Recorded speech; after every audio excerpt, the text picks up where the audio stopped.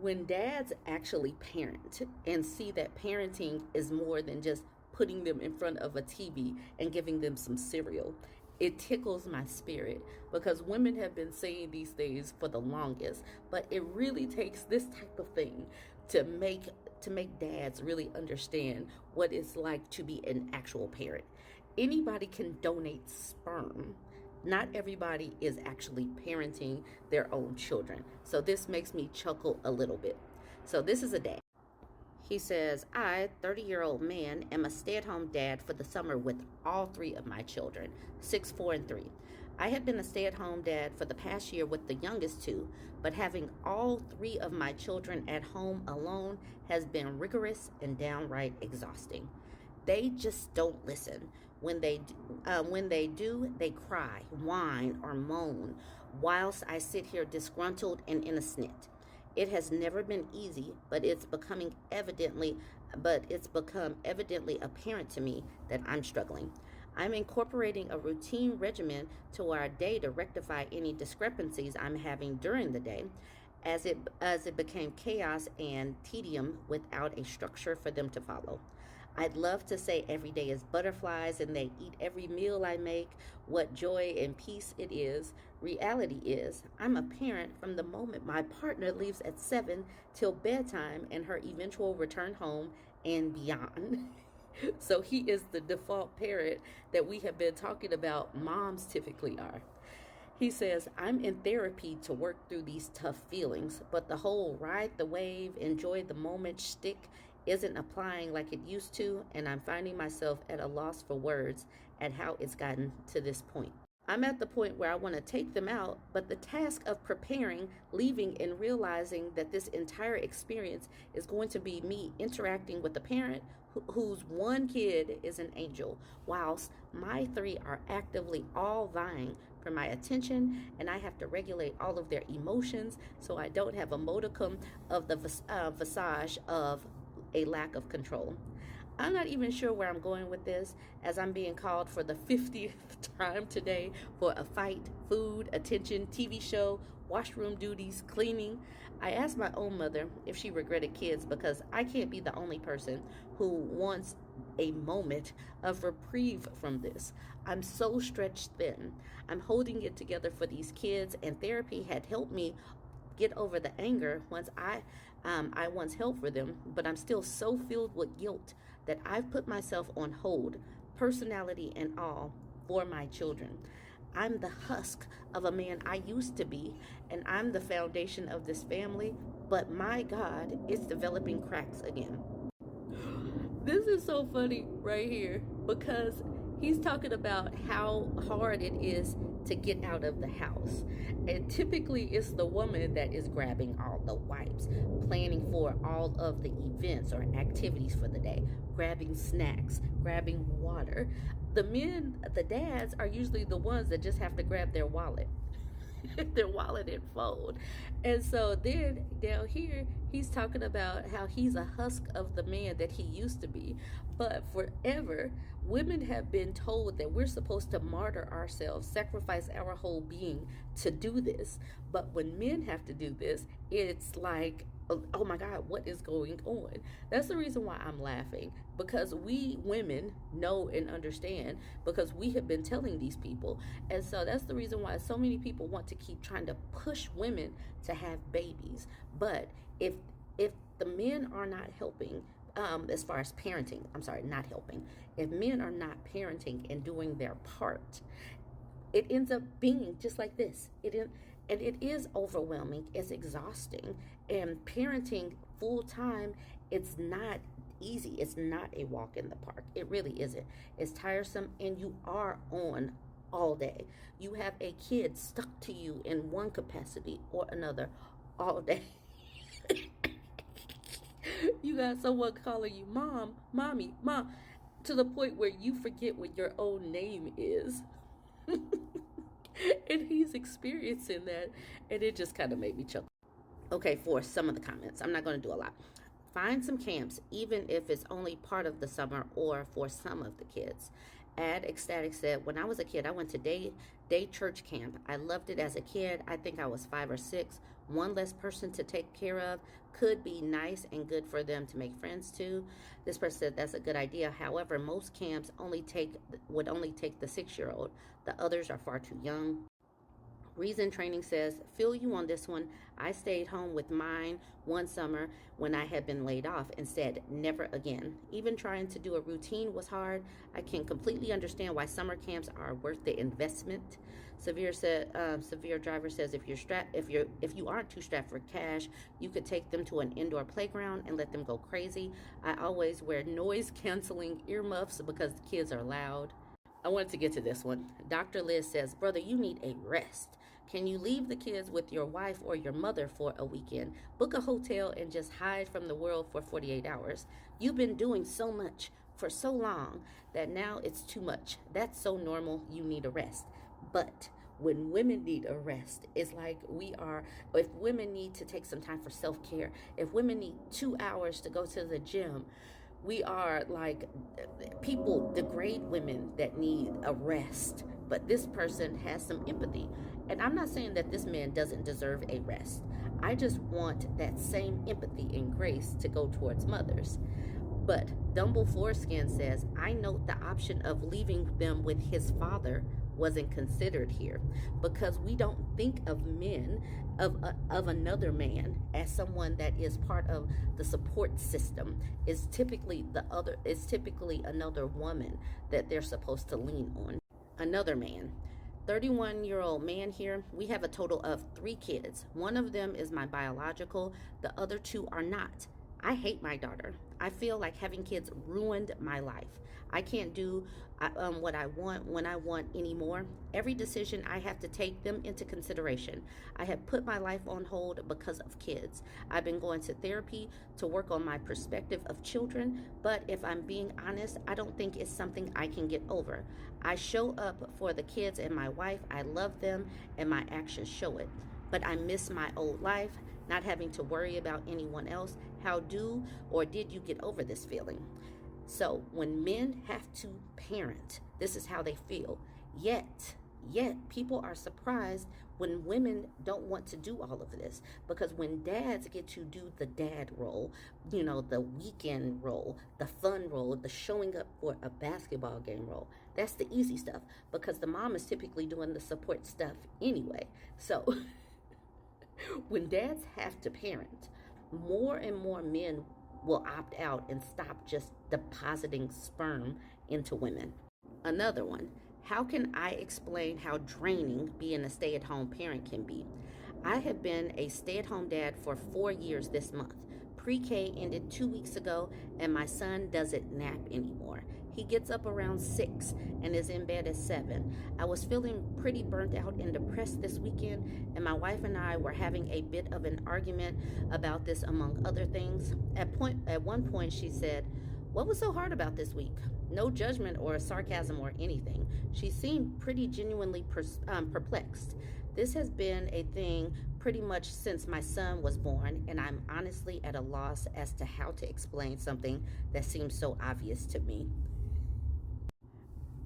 Yes, I purposely found these. I'm not showing the subreddit because I'm not sure if I'm supposed to be snatching posts from there, but it is very interesting to get the perspective of men who actually have to parent and not just take that hands-off role, because for too long, we let them slide. The women just take on everything, but they have got to participate. But when they are forced to participate, look at how angering they are. Like, they just do not like this role. And it's not particularly, it's not funny. But if we're going to offer empathy and sympathy and grace to these men, I just want more of that for women who have been doing this like a boss forever. Join the conversation. Let me know what you think about this. Don't forget to like, comment, and share. This screenshot was shared in my BurbNBougie subreddit. She says, Catholic husband wants more kids, no regard for his wife's health or the financial responsibility. One of the things that I say in my book, ashy men will make you fat.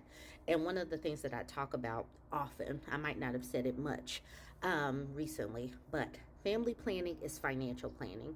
And if this man is not worried about the financial responsibility and their financial health, then this is a reckless man. The woman says in the screenshot, please pray for our marriage. My husband keeps wanting to be extremely reckless in our family planning. He thinks we're supposed to keep having more and more babies. He's always got baby fever, but once they grow up, he gets upset that their things cost money. We owe pediatrician office, hospital, school, etc. Lots of money, and all he can think about is us possibly giving our baby a sibling. I'm over having babies as I get extremely ill in the hospital, and all he can say is how we made a vow to be open to life. I keep telling him that he needs to be more responsible for the lives we have created and owe people money for. We have the responsibility talk over and over, and it isn't clicking for him. He's so focused on the pregnancy and the birth part. It's really causing huge issues in our marriage because he'd be fine with me being extremely sick and in the hospital to satisfy his desire. But when the baby starts needing shoes, he'll just say, we have no money, and to ask people for shoes. Thanks for letting me vent. Please pray for us. This is a man who wants to donate sperm, but not do the rest of the stuff that goes along with having a baby, because babies do grow up. These children are expensive.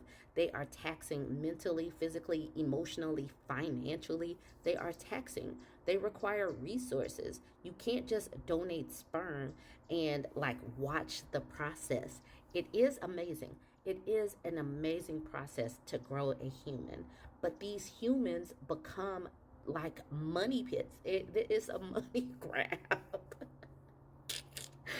Oh, and once again, family planning is financial planning. Yes. Okay, so you guys can comment on this. Let's look at the caption and some of the comment. Okay, so the caption. This was posted in a Catholic women's group I used to frequent on Facebook. I'm no longer Christian, but popped into Facebook for the first time in months and saw this right away. I'm so glad I got out of religion before I married one of these men. Yes, I could not imagine, y'all. But literally, I didn't start having kids till I was 33, so I didn't have much time to do all of this. And yeah, we're much more financially thinking about finances versus just let's just pop them out and see what God provides.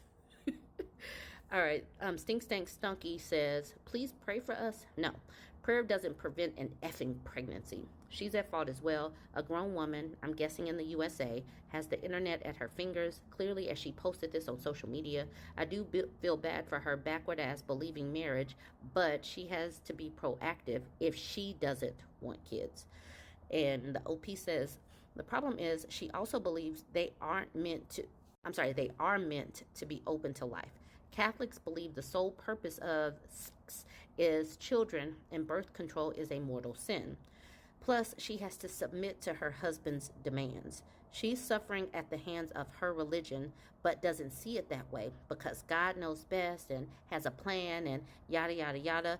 Until the religion glasses come off, these women will not wake up.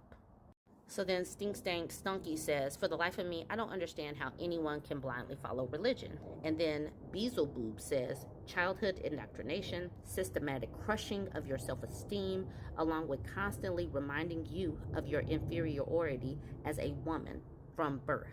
Speaking from experience as someone raised strict evangelical Christian, takes a Herculean effort to shift your mindset and escape if you've been raised this way. Yes, these people are programmed from childbirth. They're programmed as children when your brains are more malleable. So it takes a lot of effort to deprogram and deconstruct. That's the reason why I keep doing these posts, because it has taken decades, it's taken millennia to program into women that we are less than, that we need to submit, that men are supposed to be the leaders. It has taken millennia to get that into our brains. So it's going to take a long time to deprogram that mindset. 4B Forever says that's exactly it. People were raised in that. That's what they know. They don't realize it's delusional and cultish. Necromancers, Katie says, I was raised evangelical Christian, raised in it from birth. Herculean is the perfect word choice. My first memory is sucking on a bottle in a church pew. When I decided to step away from Christianity, I used to have literal nightmares about it. People telling you you will go to hell if you don't stay in the religion is literally traumatic. Thankfully, I stopped having the nightmares years ago. Sting Stang Stunky says, just reading this made me sad. Good for you for getting out. And then continue with, religion is a cult built for the patriarchy. There is no need for any woman to submit to any man. Yes, there's no reason. Just because they have a peen does not mean that they are made to lead. Technical Bit says this right here. Religion was created by men for men. History is littered with the bones of women and children who suffered because of it. And she and her kids are following in their footsteps, just walking off a cliff of no money and poverty. 4B Forever says, yes, the Bible is a guidebook to patriarchy written by men in power who want to keep their power. Yes, that is it. She continues with, that's it. It's a book of myths written to make men feel special because they know they aren't. We're going to continue to have these conversations. It's going to take a lot to deprogram these minds that have been shaped since we were girls, since we were babies. It's going to take a lot, because when you do start to deconstruct, you get people telling you that you're going to hell, like they said, like you lose out on community. People degrade your choices. People continually want to question why you are doing certain things. So it takes a strong person to walk away from the things that they have known forever. But we're going to keep talking about it, because women do not need to be underfoot of men who haven't shown and proved that they are worthy of being the leaders, especially when they are leading you down a cliff of poverty, financial ruin and poverty is the same thing. Jacking up your body, jacking up your mental stability, and all of that. Women and children deserve better. So it's going to take the deprogramming of religion to get women to know and understand that they can have agency and autonomy of their own bodies without just blindly following these peen havers. And then, we can come back to the trying to be some deconstructionist Jezebels. So this is where we were introduced to deconstructionist Jezebel. This was a tweet that I talked about yesterday, where Meg was saying, I'm white, I'm Christian, I was homeschooled, I was raised in rural America, I'm in a monogamous marriage, I'm the mother of a nuclear family, I'm a classical musician and a small business owner, I'm voting for Kamala Harris, who's with me. And so Josh says, oh, look, a deconstructionist Jezebel supporting the Lady of the Night of the Potomac. How unique, so brave. So this is where we got deconstructionist Jezebel. This woman this woman Meg is still in religion. So she hasn't deconstructed from that. But she could have deconstructed, I don't know, but that's neither here nor there. We're just focusing on being some deconstructionist Jezebels. I just wanted to show y'all where we got that term from, just in case you didn't see the tweet from yesterday. All right, join the conversation. Let me know what you think. Don't forget to like, comment, and share. So we have a "Would I Be an A-Hole" thread from a month ago. I was tagged in this a few times recently, so I'm like, let's go ahead and do it. She says, would I be the a-hole if I just moved my chair away from my husband while I'm eating? Okay, I don't know. Let's get into the post. She says, my husband, who's 41, and she's a woman that's 32, have been married for 10 years. And we have a routine where we eat dinner while watching TV. We sit next to each other in our big, comfy chairs using little TV trays. However, he prefers to hold his food instead of using his tray. This is important later. He works from home most days, while I work from home fully. We talk throughout the day during breaks, so we don't really have a traditional dinner conversation, like, how was your day? My husband suffers from seasonal allergies, and some months are rougher than others. He has allergy meds and we always keep tissues nearby, but he often says he doesn't have time to reach for them when we're eating because he's holding his plate and refuses to use the TV tray. Over the past year, he started doing something that I find extremely disrespectful and disgusting. When he feels a sneeze coming on, he moves his plate to the right and he turns his head left towards me and my plate. He doesn't warn me, and if I'm not paying attention, like scrolling on Netflix for something for us to watch or already chowing down, I don't notice until it's too late. He sneezes violently and repeatedly without covering his mouth all over me and my food. Ill, gross. This woman provides a lot of edits. And like I said, this was a month ago. So people must have been giving it to this husband and to this woman for accepting this. But let's look at the notes. She says, editing. Seems as people think this is a nightly thing. It's not and never has been. It's just too frequent and annoying for me. It's not only when we're eating either. It's not only when I'm around or never around other people either. I'm not sure why these assumptions were made. I hope this clears things up. All right, she says, when I tell him how gross it is, he says, it's not that bad. I've had to throw my food away multiple times because I refuse to eat it after it's been sneezed on. I'm sorry, it's gross. I don't think asking me to eat whatever was expelled from his nose and mouth is reasonable. Nasty. I've had to clean myself off several times because I don't want spittle and whatever else all over me. This sounds like grounds for divorce. When I throw the food away, he said I was overreacting and being unreasonable. I told him he should either use the TV tray or sneeze in the direction of his own damned plate if it's no big deal, as he says. He has refused to trade plates with me several times when this happens, and he groans and acts like I'm causing an issue when I say we should trade. Once when we were having takeout and didn't have any leftovers, he even added so much chili to his food that it was too hot for me to eat and sat there smugly saying how now I couldn't ask him to trade. It felt childish as F. This has just added to the feeling of disrespect coming from him. I'm tired of throwing food away, but I also don't want to eat it after what he does to it. It's gross. Would I be the a-hole if I just moved my chair away from him while eating? He says he can't control this, so I don't see another solution if he's unwilling to not sneeze in my general direction. I know he'll huff and puff and roll his eyes and say I'm being unreasonable, but I doubt he'll make more of a fuss than that. But would this make me the a-hole? I just want to eat my food without his nasal contributions. Is that too much to ask?